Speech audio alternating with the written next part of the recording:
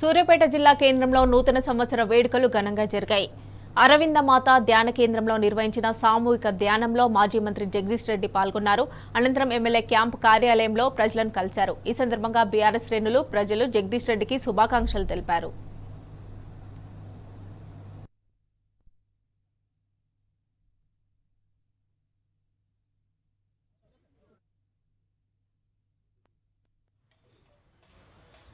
కీర్తిశేషులు రామ్మోహన్ రెడ్డి గారు ఇక్కడ మనకు సూర్యాపేట పట్టణంలో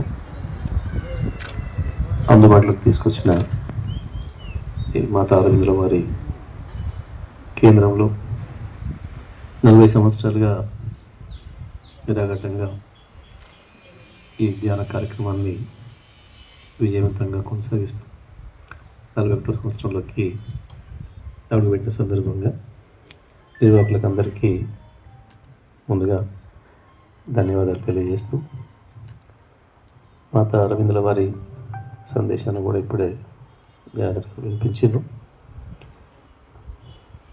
పాత వాటన్నిటి నుంచి దూరంగా వస్తూ నూతన కొత్త భవిష్యత్తును నిర్ణయించుకొని కొత్త ఆలోచనలతోనే ఆశాజనకంగా ముందుకు పోవాలని చెప్పి అమ్మవారి సందేశంగా మనకి అరవిందుల వారి సందేశంగా మనకి ఏదైతే ఇప్పించారో దాని పట్ల అందరం కూడా దాన్ని ఆచరిస్తూ పాటిస్తూ సూర్యాపేట